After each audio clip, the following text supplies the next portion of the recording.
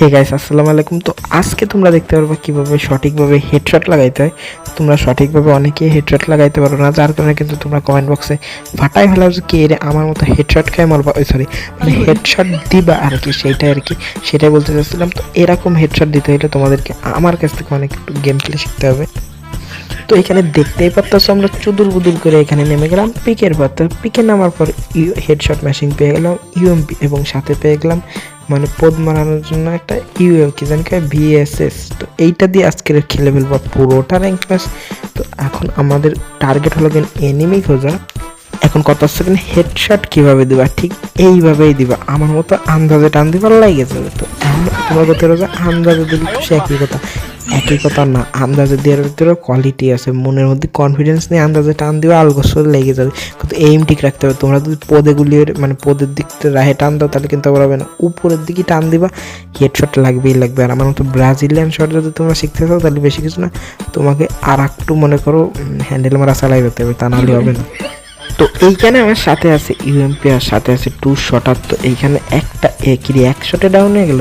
আরে আবার নীলে বাতি ক্যান জ্বলার দরকার ছিল, তো এই সাইডে আরো এই জায়গা ও এক শটে আরেকটা হেডশট। এইভাবে তোমরা হেডশট দিবা, এইভাবে স্লো চ্যানেল তোমরা করতে পারো যে শর্ট গান দিয়ে আমি কেন হেডশট দিচ্ছি না ভাই, শর্ট গান দিয়ে হেডশট দিলে আমার আইডি ব্যান্ড হয়ে যেতে পারে, কারণ আমি ভাই মেলা হেডশট দিলে আবার আইডি সাসপেন্ড হয়ে যেতে পারে।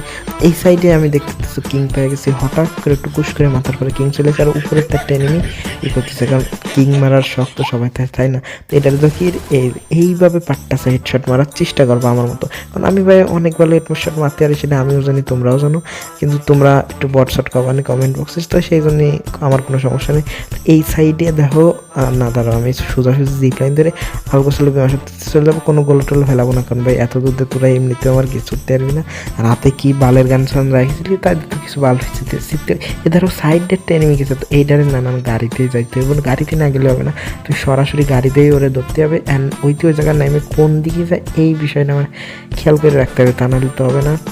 এ দ্বারা ওরে কেউ গুলি করতেছে নাকি, ধরো ওও বাবা এই এল শেপের একটা মানে এনিমি আছে। তো আমরা এখন বুদ্ধি খাটাই কী করবো, ব্রেন খাটাই এই যে এল শেপের কাছে যাবো। তো এইটি আসলে বুঝবে না তো যে আমি এই জায়গা মানে ওরে রাশ দেবো। তো এইট শট না মুভমেন্ট উচিত হলো না, ডাইরেক্ট মানে সিভে ধরা উচিত ছিল। তো সমস্যা নাই, শট একশোটে। আরে ভাই সোনিয়া এখনকার যুগে সোনিয়া ভাই, একটা সময় সোনিয়া যে কত পেনছে ধরো এনিমি পিসেরটা, আর বাবারে না কিলটা কনফার্ম দিতে পারলাম না। তো এইতে আসুক এর একটা জফা দিই কি টিমমেটই হবে হয়তো, তো জায়গা আবার কী হয় আল্লাহ জানে। তো এই উপরে আর একটা নিয়ে আসছে না, এইদিকে টিমমেট নাকি আর কিছু জানি না, কিন্তু এইটার আগে মাইরে মানে কিলটা কনফার্ম দিয়ে নি ভাই, নাই তো বিশাল ফেরার মধ্যে পারবো না। তো অলরেডি 7টা কিল হয়ে গেছে, হ্যাঁ 8টা কিল হওয়ার কথা ছিল না, লাস্টের কিলটাকে আমি পাইছি না কি আমি বুঝলাম না, কি একটা মুকুটের মতো চলে আসছিলো, এর কারণে ভাই আমি কিছু বুঝতে পারি। তো আমাদের মনে হয় যে উপরে ছাড়া যে এনিমিটা আছে এটা তো নামার কথা, তো নামি নাই, তা এরকম না নামলে হবে। তো এই জায়গা যাই থাক আমরা ভাই এইটার জন্য ওয়েট করতে গেলে জোনে ধরা খেয়ে যাবো। তো এখানে আমার কী করতে হবে, ব্রেন খাটায় যে কি জানি জিপ লাইনে উঠে চলে আসলাম। তো পরবর্তী লাইনে আমরা আবার চলে আসলাম কি জানি পিকে, মানে জন্মস্থান পিকে যেটাকে বলো।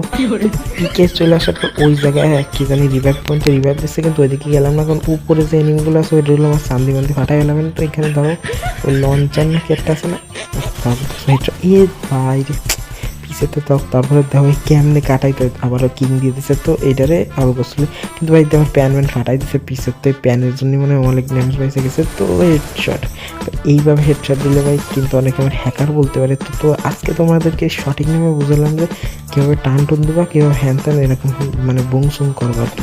এইভাবে আর একটা এনিমি আছে আমি জানি, এই যে হেডশট এমপি ফোরটি দেখলে কিরম জানি আমার নিজের ভিতরে একটা হ্যাকার ফিল হয়। তো এই সাইডে আরও মনে হয় এনিমি আছে, কারণ একটু তো বুঝি যে পিকের মধ্যে আরও এনিমি আছে। আর আমার এই জায়গায় কিন্তু ওই কি কাটানা চলে আসে, কাটানা দেবো ফেলাই। তো এই জায়গায় ইতিমধ্যে কাটানা ফেলাই দিলাম। তো এই কাটানা ফেলানোর পর কিন্তু গেম প্লেটা আমার নেবে একটা প্যান, হয়তো ব্যাট নয়তো পারাং এইসব নেবে, কিন্তু এই যে এনিমি জিনিসটা আমার একদম ভালো লাগে না, যে পিছনে থাকবে, কারণ জোনের ভিতরে আই তারপর ফাইট করবে না। যদি ফার্স্ট জোন হয় তাও মানা যায়, কিন্তু এই যে এই জোনে যদি এর সাথে 2-3টে টিমমেট চলে আসে তাহলে অনেক সময় এমন কাজ করতে হবে না, আমি টিমমেটটিকে মারতে পারবো না, মানে ওকে স্কট খেয়ে দিতে পারবো না, কিন্তু ভাই আমার জোনে মরে যাবে না এরকম করে একটা কিছু। এই জায়গায় আমার মাথায় এমন কিন্তু মাথার উপর টোপর রয়েছে, এই টোপরটা থাকলে কিন্তু আলাদা একটা পাওয়ার পাওয়া যায়। এই সাইডের ট্রেনিং আমি জানতাম, তো এটা বুঝি না ঠিক। ও সোনিয়া বলে, এই সোনিয়া তো বিশাল ফেরা দিচ্ছে রে ভাই। এই যে পরিমাণ হেডশট দিলাম ভাই, এখন আইডা শিওর রিপোর্ট খেতে পারে। রিপোর্ট তো খাইছে ঠিকই, কিন্তু ব্যান্ড ব্যানানে এই যে হেডশট আবার কিরে নিচে চান্দি বান্দি ফাটাই যা সাউ। এই টিমমেট এসে এবারে রিগার্ড দেয়।